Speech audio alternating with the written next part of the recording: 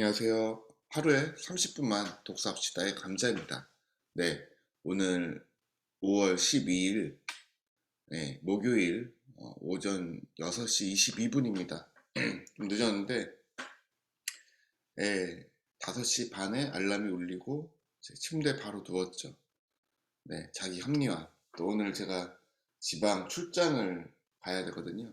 그 경북 성주에 11시까지 이제 도착을 해야 되니까 제가 사는 원주에서 8시에는 출발을 해야지 이제 도착할 수 있겠죠. 휴게소도 한번 들르고. 그래서 일어나자마자 어제 오랜만에 또 헬스장 가서 헬스를 했더니 몸이 노곤한 거예요. 그래서 오늘 아침은 이제 원래 계획은 6시에 하삼독 책을 30분 읽고 30분 방송을 하고 방송을 업로드한 다음에 뭐 씻고 준비해서 가면 되겠다. 운동은 못하겠다. 그런 생각을 했습니다. 독서 아니면 운동 둘 중에 하나 해야 되는데 정작 알람이 울리니까 이제 나는 오늘 장거리 운전을 해야 되는 사람이야. 쉼이 필요해. 그래서 이제 또 출장으로 인해서 내가 오늘 에너지를 많이 비축해야 돼. 라는 생각으로 바로 이제 알람 종료하고 바로 누웠죠. 근데 이제 뭐 아시겠지만 알람이 울리고 나서 다시 잠을 잔다고 해서 바로 잠들지 않는 거죠. 그 침대에 좀 누워 있다가 다시 일어났어요. 일어나서 생각이 바뀌더라고요. 원래 체력이 더 중요한 거야. 운동을 먼저 해야지 했는데 운동복을 이제 갈아 입었거든요. 근데 또 이 독서를 뭐 운동은 오늘 뭐 몸으로 하는 일들을 하면 운동은 할 수 있는데 뭐 걷기라도 하면 운동이 되는 거잖아요. 근데 이게 잠잠히 앉아서 독서하는 시간은 더군다나 이제 멀리 지방으로 가는 일정을 가지고서는 독서를 하기에는 너무 어렵겠다 이 생각이 드는 겁니다. 그래서 독서의 자리에 앉아서 책을 폈습니다. 어제 기억나시나요? 네. 어제 내용은 그거였죠. 네. 우리는 틀려도 좋다라는 책으로 지금 함께 읽고 있는데, 이 장의 내용이 이제 학습이었어요. 학습. 네. 중요한 것들만 기억에 남는데, 이제 학습에는 집중학습이 있고, 분산학습이 있다. 집중학습은 드립다 그냥 외워라. 막 몰입해서 외워라 한 가지만. 근데 그것들이 별로 우리 뇌의 어떤 시스템을 알면, 뇌의 특성을 알면, 뇌의 약점 있잖아요. 금방 잊어버린다. 그리고, 네, 그 쉼을 필요로 한다. 그리고 혼자, 이제 기억이라는 건 컴퓨터처럼 데이터가 혼자 존재하지 않고 연결돼 있다. 그래서 맥락을 이해한다고 해야 되죠. 맥락으로 기억하고 또 기억에 남으려면 일종의 간격과 쉼이 필요하다. 휴식이 필요하다. 이게 주요 내용이었죠. 그것만 기억해도 될 것 같아요. 그래서 오늘은 그 학습, 아직 다 못 읽은 학습에서부터 56페이지부터 아마 3장을 일부 읽을 수도 있을 것 같습니다. 네. 그래서 오늘 학습 편을 읽겠습니다. 네, 30분간 알람 맞춰 놓고요.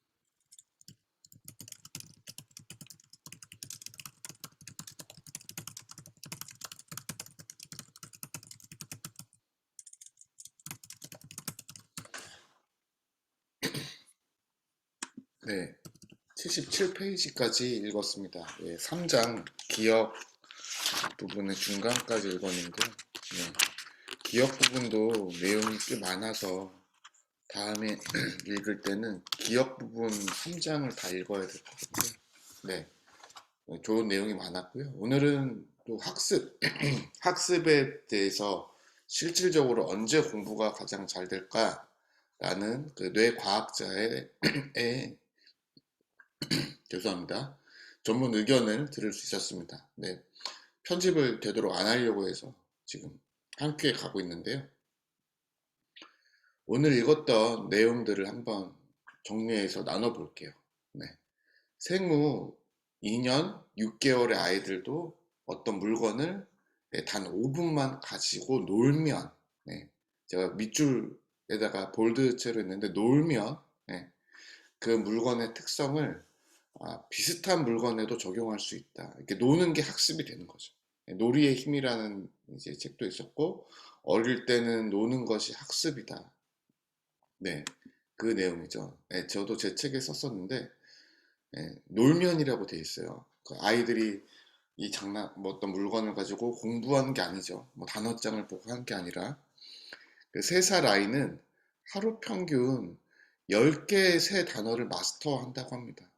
모든 아이들은 천재네요. 대부분의 아이들은 진짜 그 하루에 모르는 단어를 처음 배우는 단어를 10개를 외울 수가 없죠.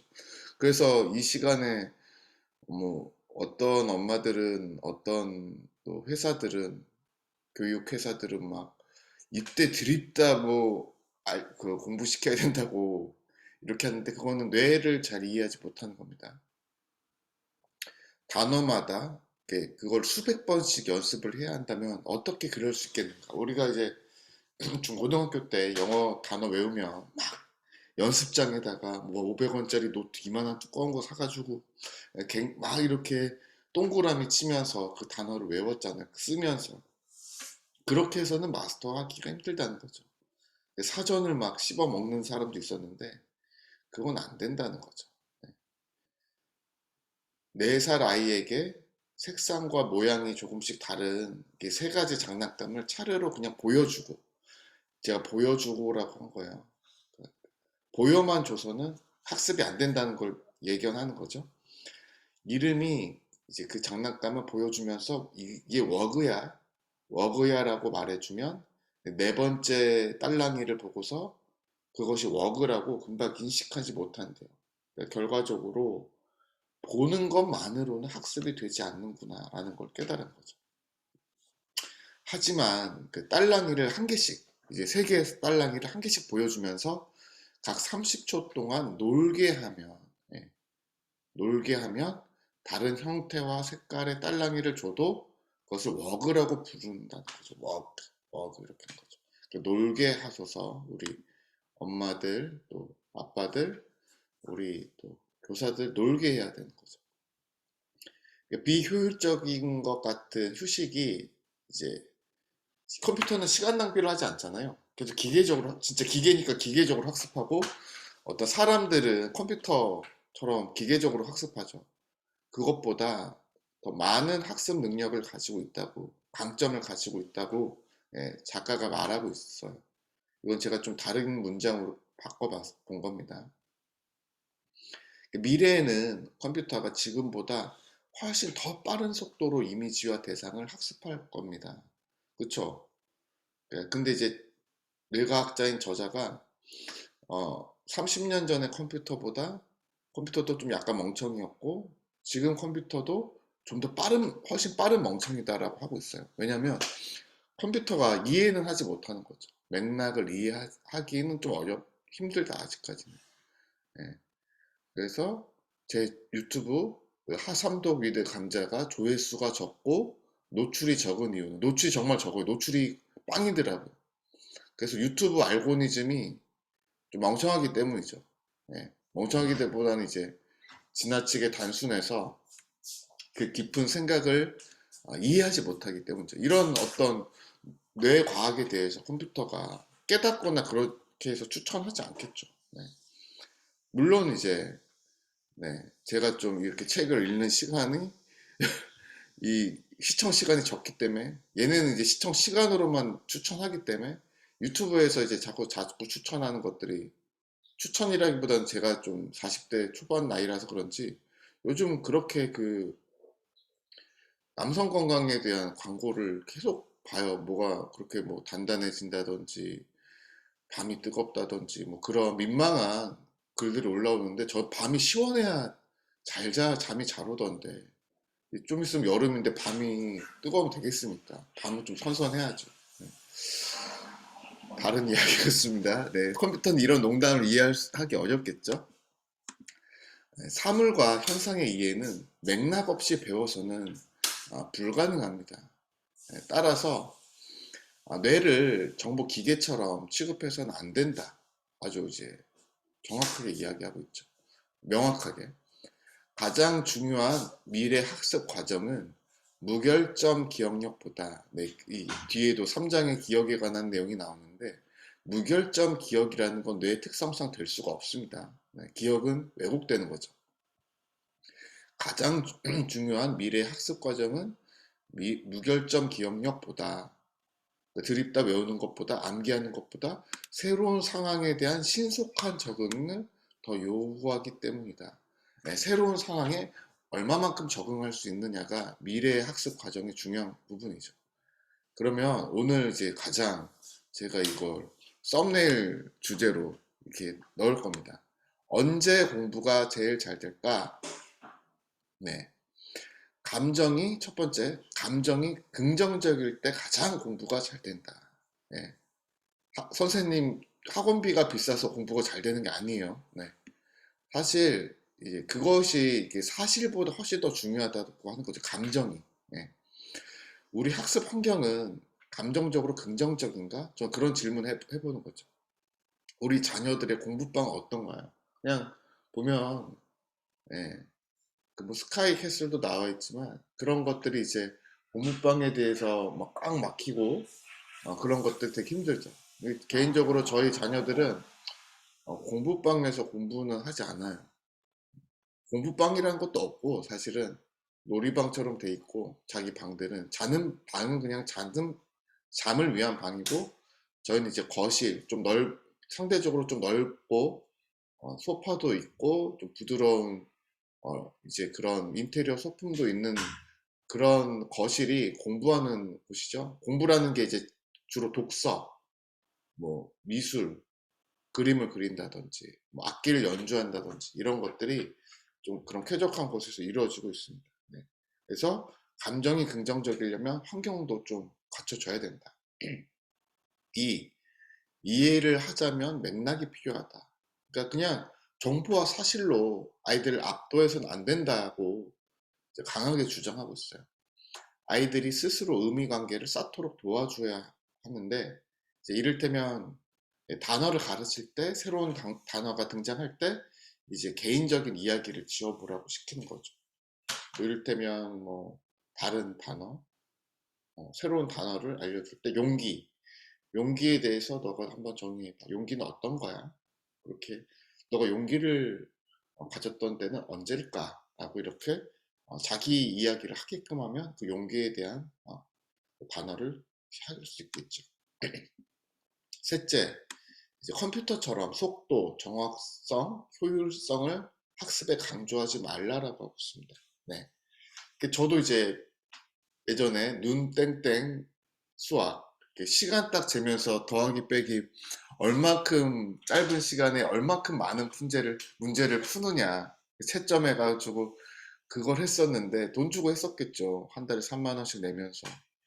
근데 거의 중학교까지 한 것 같아요. 그리고 이제 안 했는데 컴퓨터처럼 문제를 푼 거야 기계적으로.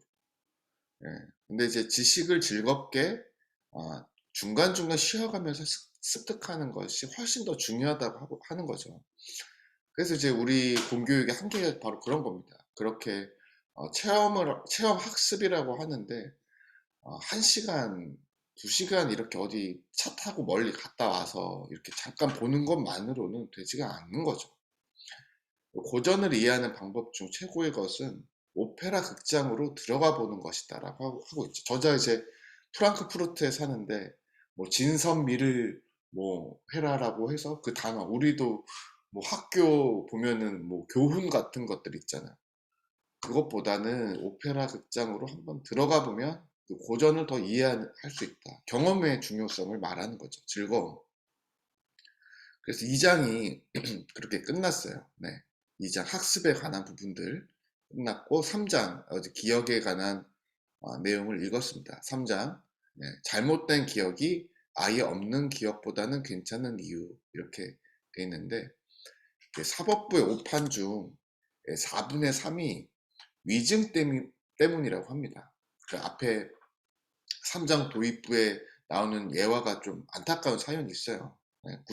1994년도에 미국의 한 이제 목회자 딸이 자기 아빠를 이제 자기 강간범으로 이렇게 거짓 증언을 해서 아빠가 일자리도 잃고 친구도 떠나고 재판도 받고 뭐 이렇게 됐는데 알고 보니까 잘못된 기억, 심리 상담을 받고 있었는데 왜곡된 기억으로 증언을 했기 때문에 그런 일들이 있었던 거죠. 실제로 아무 일도 없었는데 나쁜 짓을 당해서 임신이 되었다고 주장하는 사람들이 있습니다. 예, 살인을 이제 목격했다는 증언 탓에 억울하게 옥살이를 했던 사례도 있죠. 대표적으로 뭐 소쉔크 탈출 같은 경우에 누명을 씌운 거긴 하지만 네. 재판이나 역사에서 이제 잘못된 기억의 사례로 전해지는 일들이 있죠. 뭐 드레스덴 폭격이 민간인들을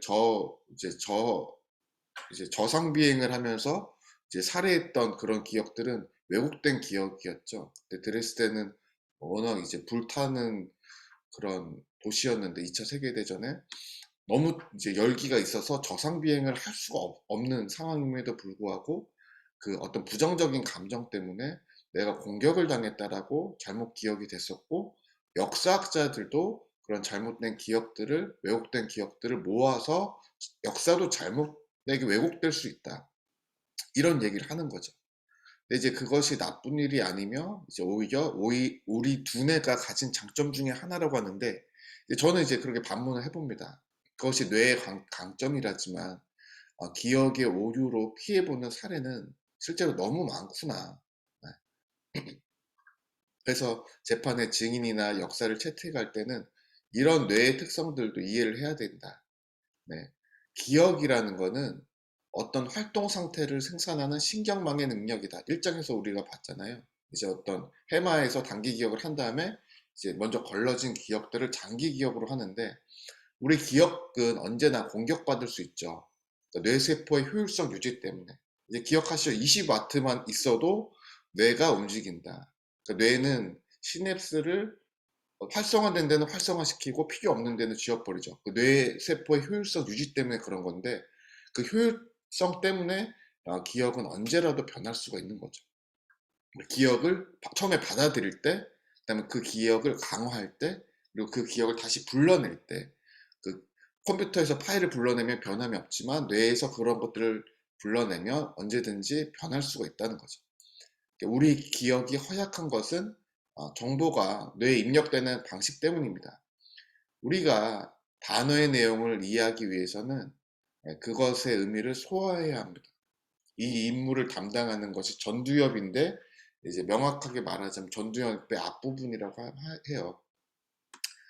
우리가 그것에 이제 단어에 어떤 의미를 부여하고 그것을 머릿속 상자에 정리해서 집어넣는 겁니다.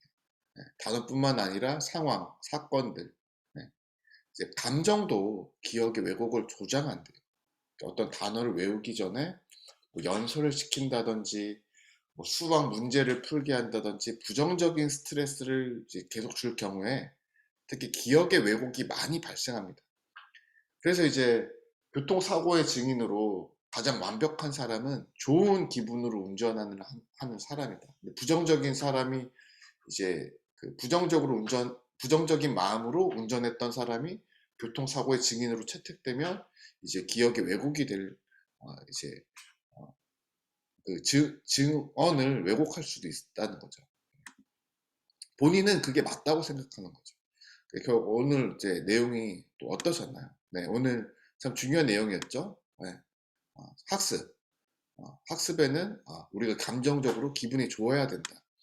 그리고 이제 그,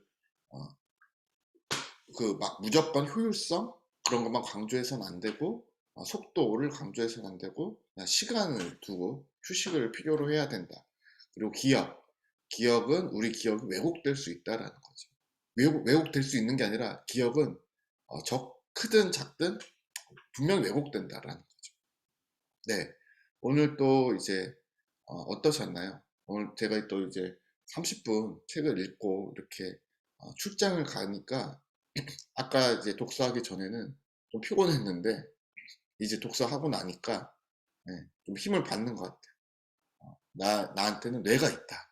아주 효율적인 뇌가 있고 때로는 이 기억을 왜곡시키지만 컴퓨터보다 유튜브 알고리즘보다 훨씬 뛰어난 뇌가 있기 때문에 좀 자랑스러운 아침입니다. 오늘 하루도 또 쉬면서 즐거운 시간 보내시면서 또 좋은 감정들을 많이 가지시면서 많이 학습하시고 많이 좋은 것들 기억하시는 하루 되시길 빌겠습니다. 오늘 저는 하루에 30분만 독서합시다의 감자였습니다. 고맙습니다.